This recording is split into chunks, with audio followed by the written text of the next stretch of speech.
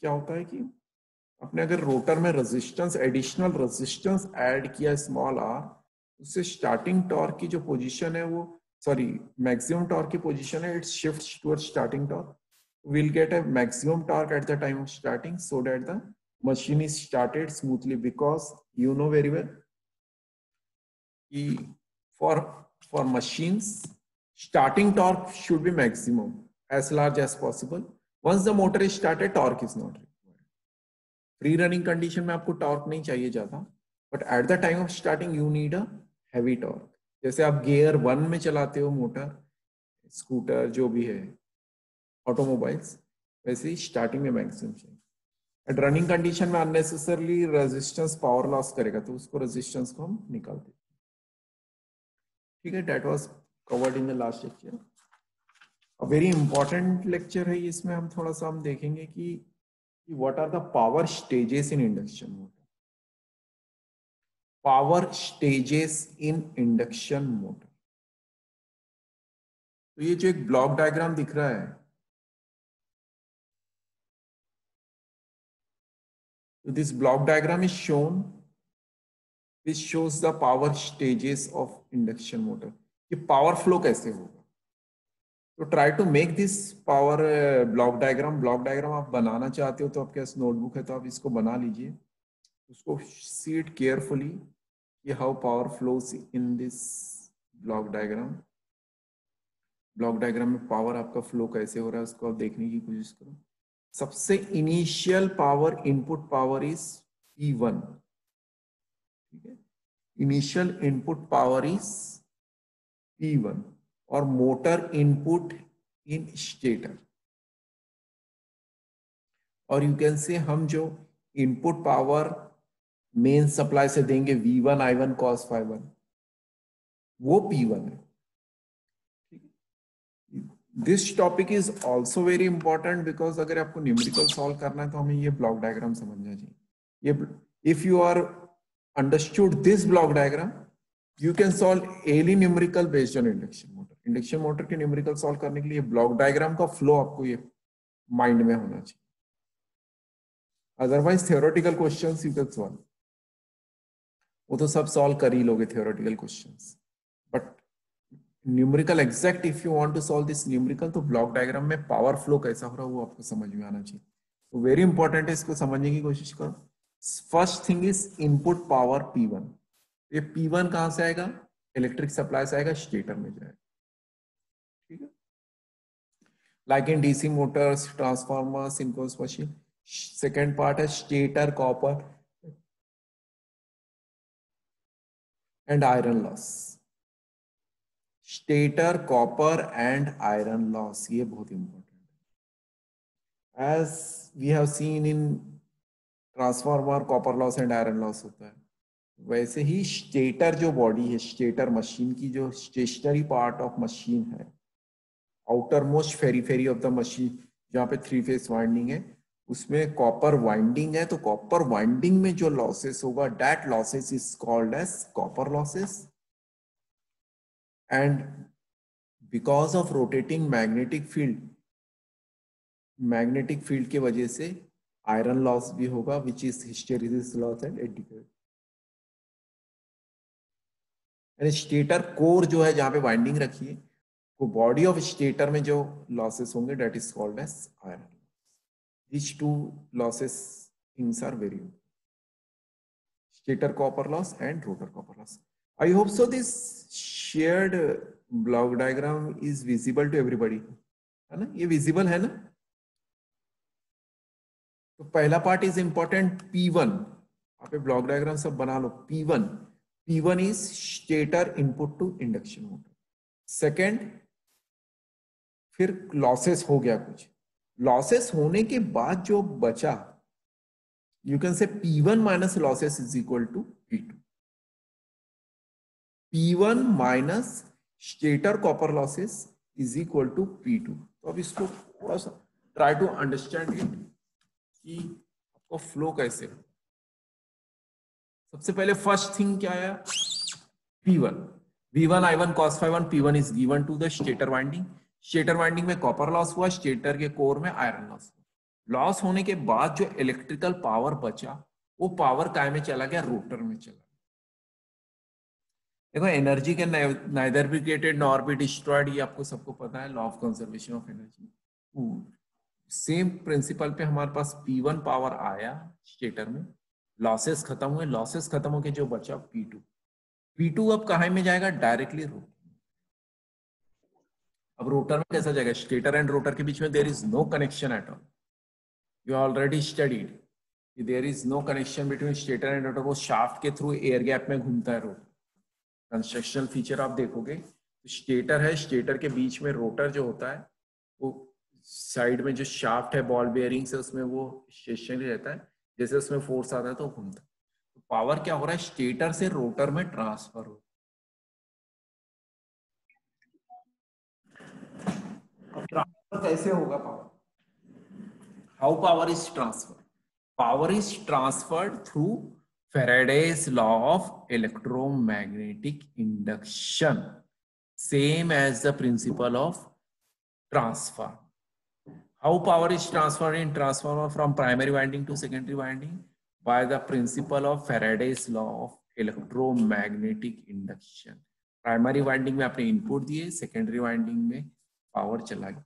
वैसे ही you can say induction motor is, this sentence is very important, कई बार आपको पूछा जाता है, induction motor is analogous to transformer.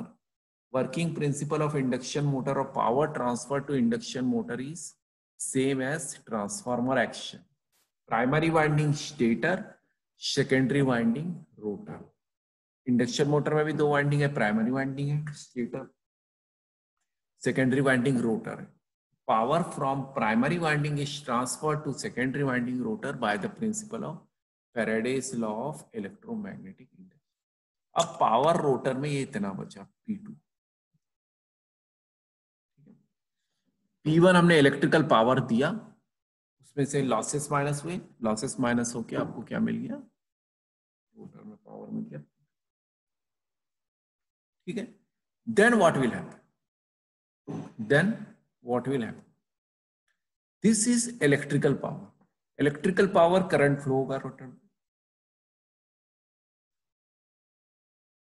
Rotor में करंट फ्लो होगा। When current is flowing through the rotor, some losses will take place in the rotor because we know that rotor has, we have a copper winding, in copper winding में current flow होगा तो resistance है तो I square R loss होगा, some rotor copper losses takes place, rotor copper loss takes place, rotor iron loss हम यहाँ पे दिखा नहीं रहे, देखो लॉजिक बहुत सारी चीजें की, there is some logic behind it, why there is no iron loss in rotor,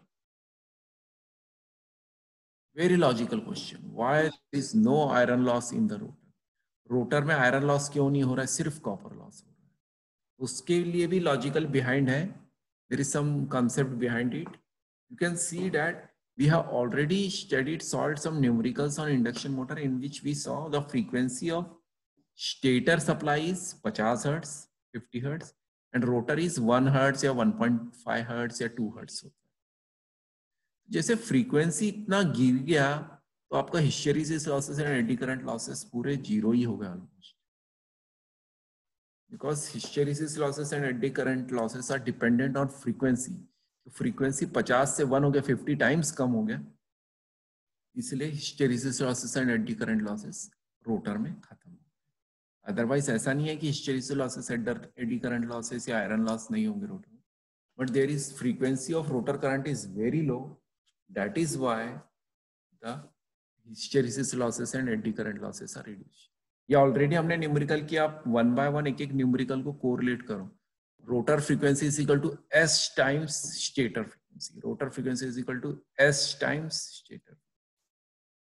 तो रोटर में जो आपने पावर P2 दिया उसमें से क्या हुआ, रोटर कॉपर लॉस होगा, कॉपर लॉस होने के बाद जो पावर बचा, इलेक्ट्रिकल पावर बचा, वो इलेक्ट्रिकल पावर अब मैकेनिकल पावर में कन्वर्ट होगा, that electrical power which is left after subtracting rotor input by losses, you will get that electrical power is converted into mechanical power, electromechanical energy conversion. Electrical energy is converted into mechanical energy, mechanical energy is converted into electrical. Initially stator में electrical power आया, transformer action से stator से electrical power transfer हुआ rotor में.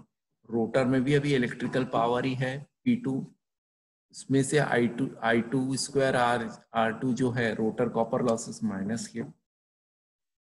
फिर जो power बचा वो जाएगा कहाँ, है कि नहीं? लॉसेस के बाद जो पावर बचा है वो काय में वो क्या होता है, वो पावर कन्वर्टेड इनटू मैकेनिकल.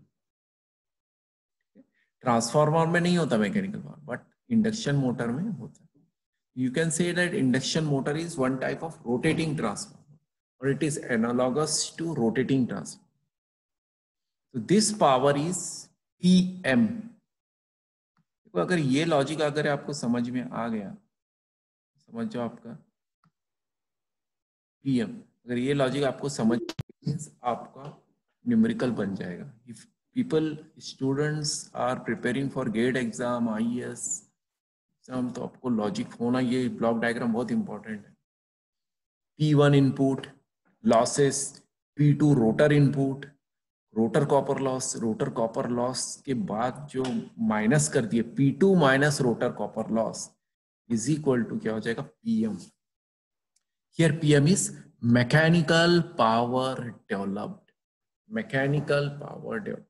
देखो power is power, may be electrical power और मैकेनिकल पावर. तो जो इलेक्ट्रिकल पावर था उसमें से ही लॉसेस माइनस होने का जो बचा वो मैकेनिकल. और वहां पे लिखा है gross torque developed, TG, gross torque developed TG. ये भी इंपॉर्टेंट है. पावर है T omega is equal to power, आप लोग ने को मैंने कल भी लिखा था, ये एक इक्वेशन आप लिख लो. Power is equal to T omega, torque into speed is equal to power. Torque into speed is equal to power. आप स्पीड कम करोगे तो टॉर्क बढ़ेगा, टॉर्क कम कर, और अगर स्पीड बढ़ाओगे तो टॉर्क कम होगा. ये कंसेप्ट है for mechanical as well as electrical. Mechanical equation है. गियर बढ़ाओगे तो आपका, गियर कम करोगे तो आपका क्या हो जाएगा, स्पीड कम होगी, स्पीड कम होगी तो स्टार्टिंग टॉर्क बढ़ेगा. फर्स्ट गियर में आपको ज्यादा लोड उठा सकते हैं. Okay, then we will move forward कि PM is a gross mechanical power developed and gross torque को हमने TG बोले. तो TG and PM is related to omega. फिर जो मैकेनिकल पावर आपका डेवलप हो गया, right, once the mechanical power is developed, this mechanical power will rotate the rotor, rotor start rotating with ball bearing shaft mechanism. There are some losses that is called as mechanical losses, which is called as windage and friction loss. So windage and friction loss, frictions means कि जो rotor body है वो कहीं पे भी रब हो रहा है, कहीं पे किसी जगह पे, some friction will be there. So because of that, friction is called as friction loss. And windage loss is nothing but air friction. ठीक है ना, wind वर्ड से आया है windage loss. तो being an electrical engineer, आपको your concept should be very strong. Windage loss से कभी भी confusion नहीं होना. Windage is nothing but because of wind. Wind आपका हवा जो रोटर को रोक रहा है, थोड़ा सा फ्रिक्शन दे रहा है, रेजिस्टेंस दे रहा है मशीन को, that is called as windage loss. Windage loss बहुत negligible small होता है. ऐसा नहीं है कि विंड भी पूरा लॉस कर दे रहा है आपका पावर में. इट्स अ वेरी माइन्यूट 1% में जाता है, 1% भी नहीं होता. ओनली जैसे आपका फैन घूम रहा है तो फैन हवे के अगेंस्ट में रोटेट हो रहा है, तो एक एयर जो है वो फैन को रोक रहा है, तो थोड़ा सा पावर, फैन को थोड़ा सा पावर लग रहा है कि उस विंड को काटने की. ठीक है, that loss is called as windage loss. And friction loss, कुछ चीजें फ्रिक्शन हो रही है बॉडी में, there is some friction, already you studied in mechanics. कोई चीज रब हो रही है तो फ्रिक्शन हो रहा है, तो इट्स कॉल्ड एज फ्रिक्शन. ये लॉसेस को भी मैकेनिकल पावर डेवलप्ड से माइनस करेंगे तो जो पावर मिलेगा that is rotor output power P out. और BHP लिखा है तो BHP is nothing but British horse power, उस पर आपको फोकस नहीं करना है। There is no need to look on what is BHP। Horse power होता है, जो ये आउटपुट होता है that is the machine rating. 1 kilowatt की मशीन है, 1 हॉर्स पावर की मशीन है, 2 हॉर्स पावर की मशीन है, बोलने से 2 हॉर्स पावर आउटपुट दे रहा है बट इनपुट थोड़ा सा ज्यादा जाता है, इलेक्ट्रिकल पावर इनपुट वो ज्यादा लेता है। So these are the things which you should remember always. ये stage diagram, I hope so everybody has drawn this diagram. ये डायग्राम बहुत इंपॉर्टेंट है। ये डायग्राम अगर सिस्टमेटिक आपके दिमाग में बैठ गया तो you are in position to solve any. इसका हम लॉजिकल डायग्राम भी दिखाते हैं।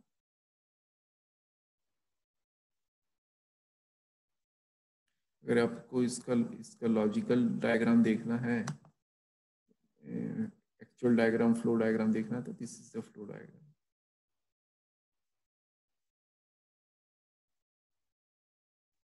You can see this diagram also. ये डायग्राम भी आप बना सकते हैं। Motor input in stator P1, copper loss and iron loss PCS and PF दे दिया है। फिर रोटर इनपुट क्या हो जाएगा, P2 हो जाएगा। P1 माइनस ये लॉसेस करोगे तो P2 मिलेगा, वायर गया। फिर रोटर जो इनपुट P2 था, P2 is break into 2 components. One is rotor copper loss and second one is mechanical power developed PM और ग्रॉस रोटर टॉर्क आउट। फिर इसमें से फ्रिक्शन एंड विंडेज लॉसेस को माइनस कर दिए तो आपको मिलेगा rotor output P out.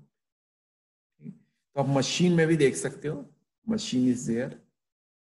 Machine को, इस ब्लॉक डायग्राम को केयरफुली ऑब्जर्व करो मशीन में, ये how it is working.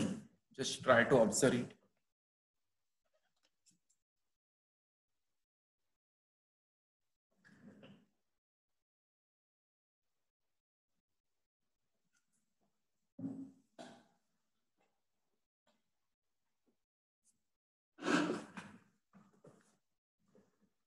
Just try to observe it. देखो active power input P1, we are talking about active power only, ठीक है। वैट, जो अगर इसका फार्मूला लिखोगे तो V1 I1 cos phi 1 रहेगा।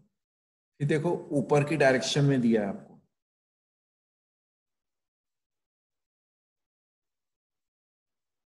ऊपर की डायरेक्शन में दिया है कॉपर लॉस।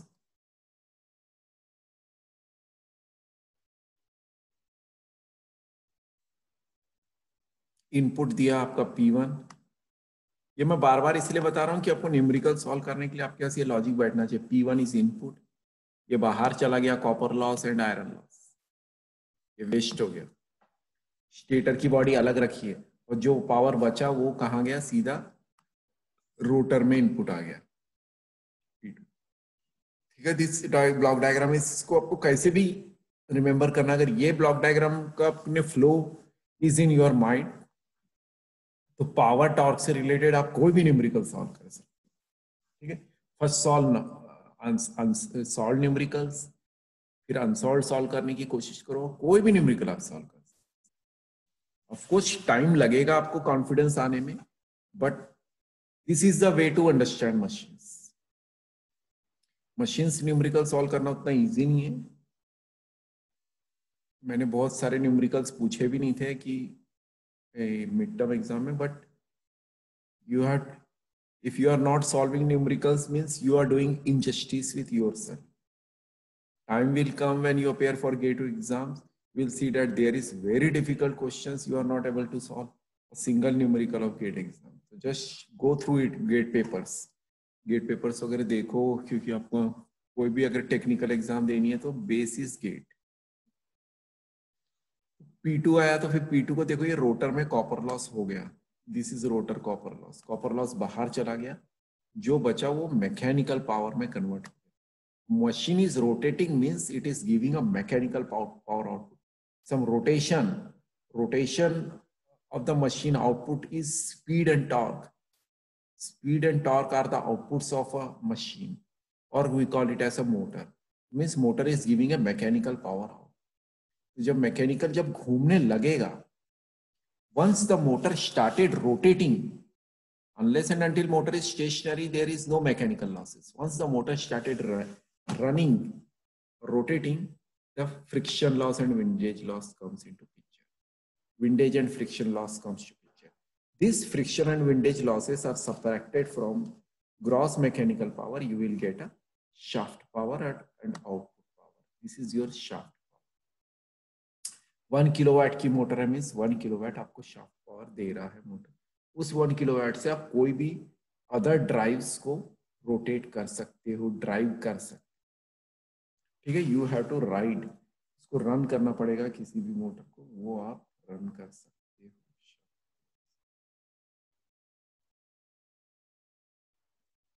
ठीक है, राइट। तो this is the flow diagram of induction motor. Of course हम 3 फेज इंडक्शन मोटर की बात कर रहे हैं। ये अगर आपको फ्लो डायग्राम समझ में आ गया, if you understood this, you are in position to solve the numerical. फिर इसमें थोड़ा थोड़ा सा आपका मैथमेटिकल पार्ट और आएगा। There are some mathematical part. तो how this power, copper loss, input power to rotor, output power to rotor, mechanical power develop are correlated to each other, what is the equation governing this. अभी हम इसको correlate करना पड़ेगा, क्योंकि equation mathematics के बगैर नहीं होगा कि रोटर कॉपर लॉस कितना हो रहा है, ग्रॉस मैकेनिकल पावर डेवलप्ड कितना हो रहा है, रोटर में इनपुट अगर सपोज P2 आया तो कितना कितना पावर कहाँ कहाँ जाएगा, इसको आपको थोड़ा सा डेवलप करना। तो torque developed bye a induction motor, torque developed bye N induction motor, अगर मैं T बोलता हूँ, T इज इक्वल टू क्या होगा, torque developed by induction motor, T will be equal to P by omega. ठीक है, P बाय ओमेगा, याद रखो। और P is equal to T omega. ये स्टैंडर्ड मैकेनिकल इक्वेशन है, not electrical equation. This is a mechanical equation. Power upon omega gives you a torque. तो अभी हम लोग किस पे इंटरेस्टेड है, ग्रॉस टॉर्क पे। आप अगर देखना चाहोगे, where we are interested in the gross torque, we are interested in the gross torque. हम हमेशा ग्रॉस टॉर्क पे इंटरेस्टेड होते हैं। ये टीजी, ये जो ग्रॉस टॉर्क है ना टीजी, ये कितना होगा हम निकालने की कोशिश करते हैं। तो T G is equal to P by omega. तो P क्या है यहाँ पे, P is nothing but P2। ठीक है, P is nothing but P2। और सपोज हमने एज्यूम किया कि रोटर कॉपर लॉसेस नहीं हो रहे, देयर इज नो लॉसेस। अगर लॉसेस नहीं हो रहे तो इंडक्शन मोटर बिल्कुल सिंक्रोनस स्पीड में रन कर देगा। जब लॉसेस नहीं होंगे तो इंडक्शन मोटर में स्लिप नहीं आएगा, सिंक्रोनस मोटर में रन कर जाएगा।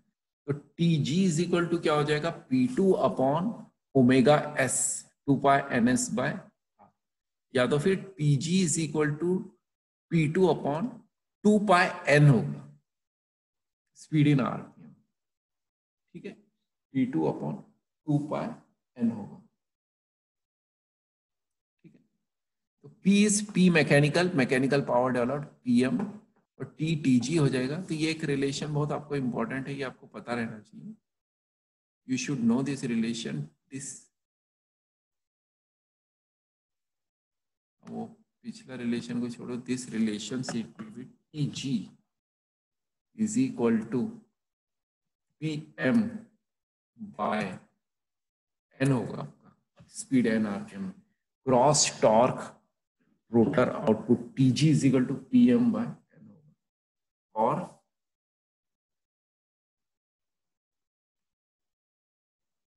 टू पाई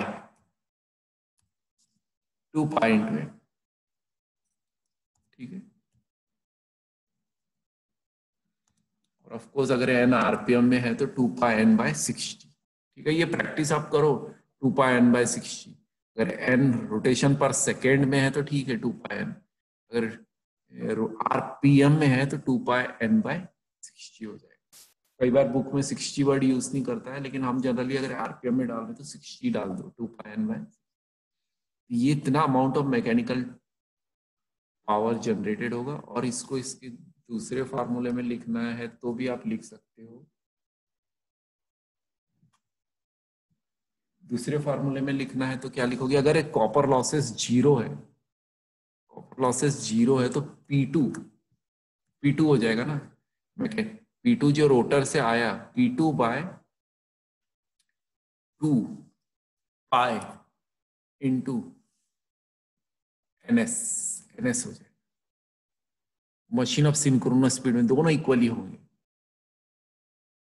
ठीक है। तो अगर स्पीड थोड़ी कम हुई तो आपकी पावर कम हुई, तो टॉर्क उतना ही रहेगा। ये दो इक्वेशंस बहुत इंपॉर्टेंट है, दिस टू इक्वेशन को आप बिल्कुल केयरफुली करो। ग्रॉस टॉर्क जो मिलेगा वो ग्रॉस टॉर्क जो मैकेनिकल पावर की वजह से मिलेगा, that torque will be Pm upon 2 pi n, ठीक है। मैकेनिकल पावर डेवलप्ड अगर मैं यहां से देख रहा हूं तो Pm बाय रहेगा, ठीक है। थोड़ा सा केयरफुली, दिस टॉर्क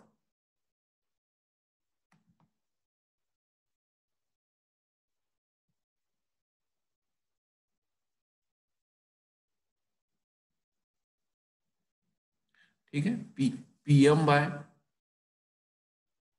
ये थोड़ा सा मर्जिंग हो गया था, थोड़ा सा कंफ्यूजन हो गया।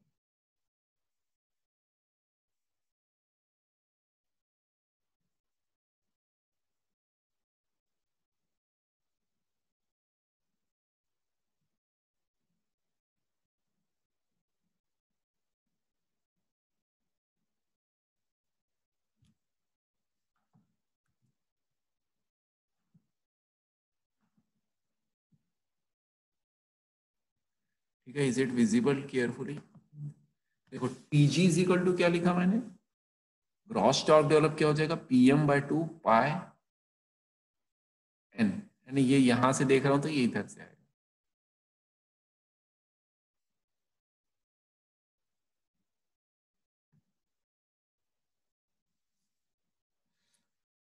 Tg is equal to Pm by ये Pm by 2 pi n speed से चल रहा है। अगर लॉसेस नहीं होते, अगर ये लॉसेस नहीं होते तो सीधा मुझे P2 यहीं से मिल जाता ग्रॉस टॉर्क, P2 बाय 2 पाई ns, और मशीन ns में चलती। तो इसमें डोंट गेट कंफ्यूज, ये इक्वेशन बहुत इंपॉर्टेंट है, इसको केयरफुली 2-3 बार लिखो और इसको समझने की कोशिश करो। Your work is to understand it very carefully, don't hurry, ठीक है ना। ये अगर दो इक्वेशन समझ गए तो आपका पूरा काम हो गया। ये दोनों इक्वेशन को हम कोरिलेट करेंगे, ये आपका डेरिवेशन आगे बढ़ेगा, ठीक है। तो ये दोनों इक्वेशन को हम कोरिलेट करेंगे। फिर इसके बाद आता है शाफ्ट पावर। ये तो हो गया ग्रॉस पावर, शाफ्ट पावर और मैकेनिकल टॉर्क डेवलप्ड। तो शाफ्ट पावर जो हो जाएगा TSH, अगर मैं देखता हूं TSH इज इक्वल टू क्या हो जाएगा, P आउट बाय ओमेगा हो जाएगा, P out by 2 pi n हो जाएगा, ठीक है। शाफ्ट पावर, इसमें कोई कंफ्यूजन नहीं रहना चाहिए, ठीक है। तो सबसे पहला इक्वेशन है P1 is state, P1 is equal to क्या हो जाएगा, stator output plus stator losses. P1 is equal to हो जाएगा stator output plus stator losses. जैसे ये हम यहाँ पे लिख रहे हैं P1 torque mechanical power and output, P1 is equal to stator output plus stator losses. P2 is stator output जो रोटर में जाएगा, और रोटर इनपुट भी बोल सकते हैं। P2 is rotor input and P1 is PM is mechanical power developed, वो P2 minus rotor copper, ठीक है। तो P1 P2 PM PG ये सब अगर कोरिलेशन आप BL थेरेजा की स्टैंडर्ड बुक से आप बना लोगे, एक बार आपके माइंड में बैठ गया तो समझ जाना आप कोई भी न्यूमेरिकल सॉल्व कर सकते हैं, ठीक है। इस पे बहुत ज्यादा फोकस नहीं करते हैं पढ़ने में, but I am focusing too much because यही पार्ट है इंडक्शन मोटर में समझने का। बाकी everything you can understand from YouTube, everything you can understand from YouTube, but ये आपको कोई समझाएगा नहीं। इसको इस पे बहुत ज्यादा डेप्थ में समझो आप। ये अगर लॉजिक क्लियर हो गया तो numerical answer. P1 stator copper stator input, P2 stator output या रोटर इनपुट। स्टेटर आउटपुट भी बोल सकते हैं हम, रोटर इनपुट भी बोल सकते हैं। तो P2 कब आया? Stator copper loss and iron loss को माइनस किए तो P2 मिला। फिर P2 में से हम रोटर कॉपर लॉस माइनस करेंगे तो PM मिलेगा। वही लिखा है यहाँ पे, the rotor output is converted into mechanical energy and gives rise to gross torque TG. Out of this gross torque developed, some is lost due to windage and friction loss in the rotor and the rest appears as a useful or shaft torque TSH. ठीक है, इसको हम अगर अभी इसका एक derivation होता है, इसको हम we will solve the do this derivation in the next class. कि हम इनको कोरिलेट कर देंगे कि P2 stator copper loss, rotor copper loss, how it is linked with each other. Formula होना ना, ये आपस में कैसे होगा, तो आपको कोरिलेशन करना पड़ेगा। इसमें मैंने पहले से बोला कि the main variable which control all this thing is slip S. तो देखो as a function of S, ये stator input, rotor power and shaft power ये कोरिलेट हो जाएंगे मैकेनिकल पावर, ये पूरा इन टर्म्स ऑफ स्लिप हो जाएंगे। फिर हमको एक बार स्लिप का रिलेशन आ गया, तो slip is related to speed because slip is nothing but synchronous speed minus rated speed, तो वो स्लिप मिल जाएगा। स्लिप से आप कोरिलेट करके सारे न्यूमेरिकल सॉल्व कर सकते हैं। एनीबॉडी हैविंग एनी क्वेश्चंस और डाउट्स तो आप पूछ सकते हो, कोई पूछता ही नहीं है। एनीबॉडी हैविंग एनी क्वेश्चंस और डाउट दे कैन आस्क। तो this power flow will be correlated to slip से हम कोरिलेट करेंगे इसको नेक्स्ट क्लास में। फिर then we will solve some numericals based on this, हम इसके न्यूमेरिकल्स भी सॉल्व करेंगे। ठीक है, तो अब you just go on studying with BL Theraja book को आप बिल्कुल कंटिन्यूस फॉलो करो। BL थेरेजा से आपको पूरा समझ में चलेगा आ जाएगा। I hope so this book is soft copy of this book is available to everyone. अगर हार्ड कॉपी खरीदना है तो you can go and purchase it. Machine की book is very important. All the students should have this machine book. At least one book you should have. अब line by line पढ़ो, उसमें mark करो, तो बहुत इंपॉर्टेंट है। BL Teresa volume 2, ठीक है, वॉल्यूम 2 को आप रीड आउट करो, पूरा पढ़ो।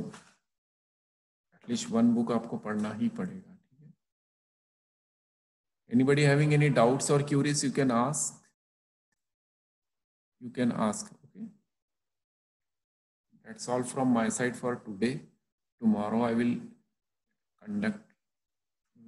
we'll go with this derivation of how this stator power, rotor power, shaft power, torque, all are related through a variable slip. Slip is a factor which governs power flow in 3-phase induction motor. तो this is very important, हम इसको correlate करेंगे।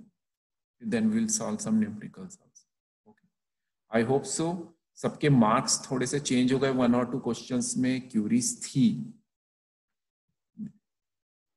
There